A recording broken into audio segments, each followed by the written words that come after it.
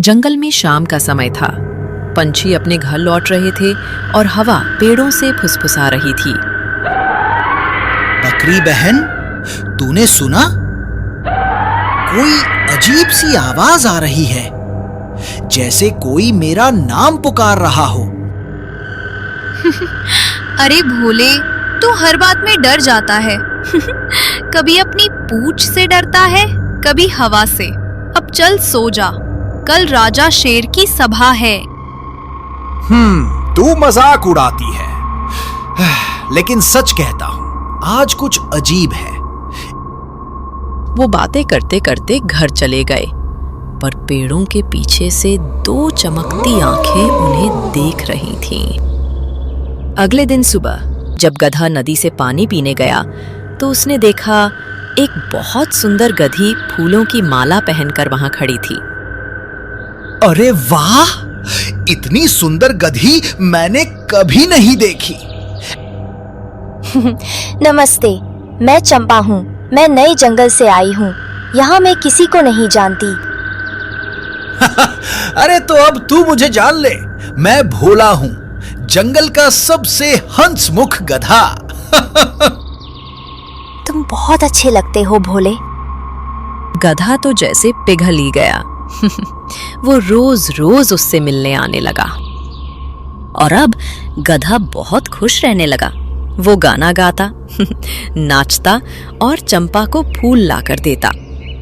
चंपा रे मेरी प्यारी रानी, तेरे बिना सुनी है ये कहानी। लगता है भोले को प्यार हो गया है। लेकिन धीरे धीरे बकरी को कुछ अजीब लगने लगा। कभी कभी वो देखती कि चंपा की आंखें रात में हल्की लाल हो जाती, कभी वो अचानक गायब हो जाती और फिर सुबह आ जाती जैसे कुछ हुआ ही नहीं। एक दिन चंपा बोली, भोले, कल रात पुराने मंदिर के पास आना, मैं तुम्हें कुछ खास बताऊंगी। वाह! क्या बताओगी? शादी की बात ना? बस आ जाना भोले, अकेले। बकरी ने ये सब सुन लिया। उसे बहुत शक हुआ। उसने तय किया कि वो भी पीछे पीछे जाएगी। रात हुई, भोला मंदिर पहुंचा। वहां अंधेरा था। चंपा, तू कहाँ है? भोले, इधर आओ। गधा मुस्कुराया और आगे बढ़ा, लेकिन तभी बिजली चमकी और सामने वही चंपा खड़ी थी, पर अब वो डरावनी लग रही थी। उसकी आंखें लाल थीं, चेहरा बदल गया था। अरे तू चंपा नहीं, तू कौन है? मैं राक्षस हूं भोले। मैंने रूप बदल कर तुझे धोखा दिया, अब मैं तुझे खा जाऊंगा। बचाओ, बचाओ! अरे कोई है, बचाओ! उसी समय बकरी और हाथी वहां पहुंच गए। रुक जा राक्षस, भोले को छोड़ दे। अब तू नहीं बचेगा राक्षस।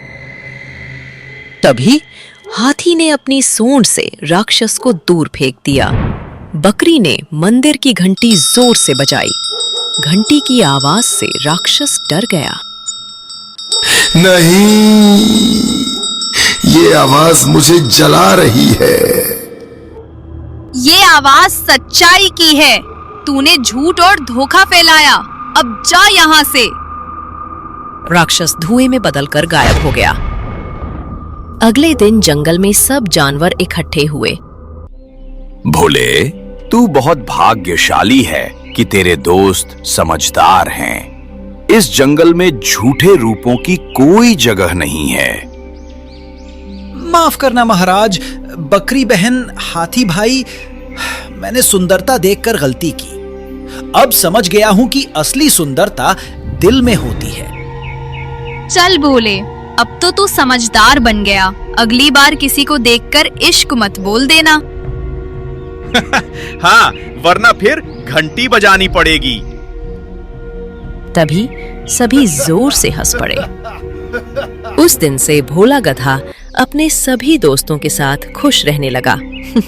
वो रोज सुबह गाना गाता। ना देखो रूप रंग का जाल, सच्चे दिल वाला ही है कमाल। कहानी की सीख, झूठ कभी भी सच्चे प्यार का रूप नहीं ले सकता। सच्चाई और अच्छे दिल से बढ़कर कोई सुंदरता नहीं होती।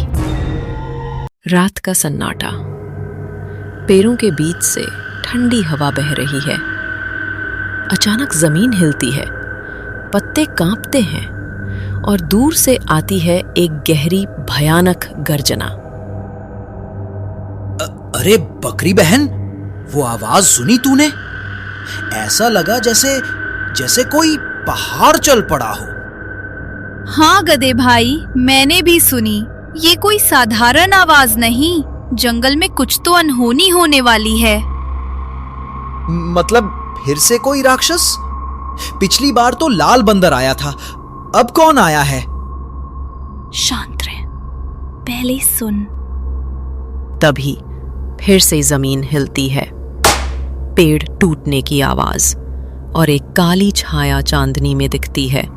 विशाल, डरावना और लाल आंखों वाला एक काला हाथी। उसके दांतों से काली धुआं सी उठ रही थी। हे भगवान, ये तो कोई साधारण हाथी नहीं, इसके शरीर से धुआं निकल रहा है। क्या ये भूत है? नहीं गधे भाई, ये वही है जिसके बारे में बुजुर्ग शेर ने बताया था। जंगल का श्रापित हाथी, काला महाबली। अगली सुबह जंगल के सभी जानवर डर के मारे इकट्ठा हैं। शेर, बकरी, गधा, तोता और दूसरा हाथी सब वहां हैं। सुनो सब, पिछली रात जिसने भी वो आवाज सुनी वो जानता है कि अब हमारा जंगल सुरक्षित नहीं रहा। वो मेरा भाई है। एक समय वो शांत और प्रेमी था, लेकिन इंसानों के अत्याचार ने उसे राक्षस बना दिया। क्या मतलब, वो पहले अच्छा था?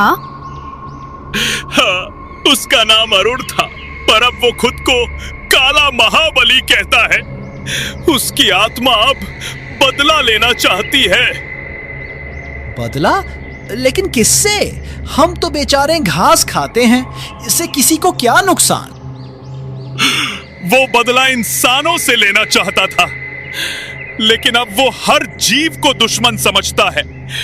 उसे लगता है कि पूरी प्रकृति ने उसे धोखा दिया। तो हमें उसे रोकना होगा, लेकिन युद्ध नहीं। हमें उसे समझाना होगा, क्योंकि अगर वो पहले अच्छा था तो अब भी कहीं ना कहीं उसमें अच्छाई बाकी होगी। मतलब हमें एक राक्षस से प्यार की भाषा में बात करनी है। वाह बकरी बहन, तू तो बहुत बहादुर निकली। डर तो सबको लगता है गधे भाई, फर्क बस इतना है कि कोई डर कर भाग जाता है और कोई डर के बावजूद आगे बढ़ता है। बकरी सही कह रही है। वो शायद हमारे शब्दों से नहीं, हमारे दिल से समझेगा। लेकिन सावधान रहना, उसका गुस्सा आग की तरह है। अगर वो भड़क गया तो पूरा जंगल जला देगा। मुझे उसके भीतर की तकलीफ से बात करनी है, उसकी आत्मा से। और अगर उसने तेरी आत्मा ही निकाल दी तो? तब तू मेरी आत्मा को आवाज देना, मैं वापस आ जाऊंगी। रात ढल चुकी है। बकरी और गधा एक पहाड़ी के पास पहुंचते हैं। वहां धुआं, राख और टूटी टहनियां हैं। अचानक गड़गड़ाहट होती है और काले महाबली की विशाल छाया सामने आती है। कौन है जो मेरे श्रापित क्षेत्र में आया है? कौन मौत को बुला रहा है? वो मैं तो बस घास ढूंढने आया था। हमें जाने दो महाबली महाराज। हम यहाँ तुम्हारा दुख समझने आए हैं, तुम्हारे गुस्से को शांत करने। दुख? मेरे दुख को कौन समझ सकता है? जब मेरी मां को इंसानों ने मारा था, तब कहाँ थे तुम सब? हम तब बच्चे थे, लेकिन आज तुम्हारा दर्द हमारा भी है, पर बदले से शांति नहीं मिलती महाबली। चुप, मुझे उपदेश मत दे, मैं सबको मिटा दूंगा। वो जमीन पर पैर पटकता है, पेड़ गिरने लगते हैं। गधा डर से जमीन पर गिर जाता है। अरे भगवान, बकरी बहन, अब तो पक्का मर गए हम। नहीं, उठो, उसे हमारी डर नहीं, हमारी सच्चाई दिखाओ। मेरी सच्चाई तो यही है कि मैं बहुत डरपोक हूं।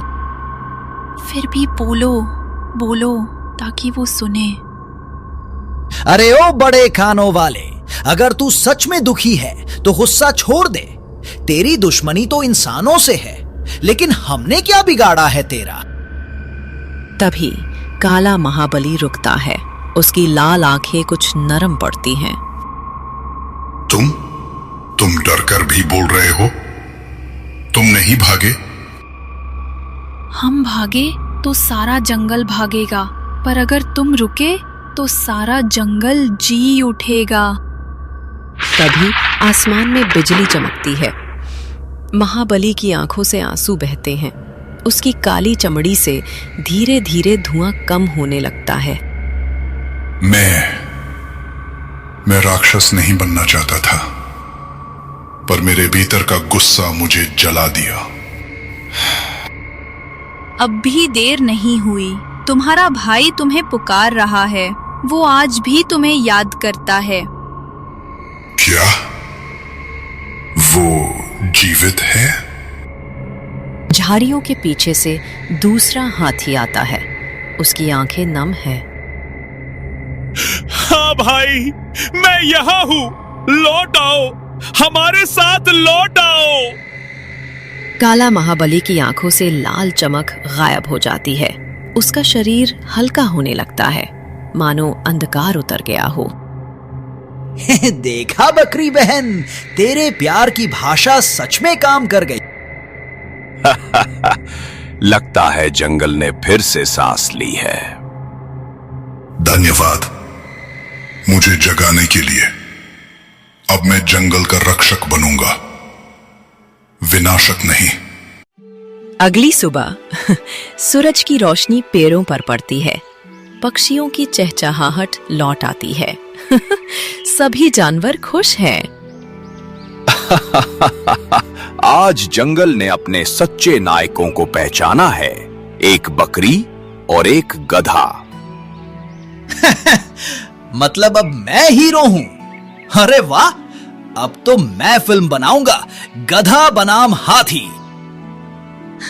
हाँ हाँ, लेकिन याद रखना, डर के बावजूद जो बोलता है वही सच्चा हीरो होता है। मेरे भाई ने फिर से सूरज देखा है, तुम्हारी वजह से। मुझे माफ कर दो सब। अब मैं इस जंगल की रक्षा करूंगा और किसी को डर नहीं लगेगा। डर वहीं होता है जहां अंधेरा हो। और अब इस जंगल में सिर्फ उजाला रहेगा। तो आज इस कहानी से हम लोगों ने सीखा कि डर हमेशा राक्षस नहीं होता। कभी कभी वो एक टूटी आत्मा की आवाज होती है, जिसे बस प्यार से सुना जाना होता है।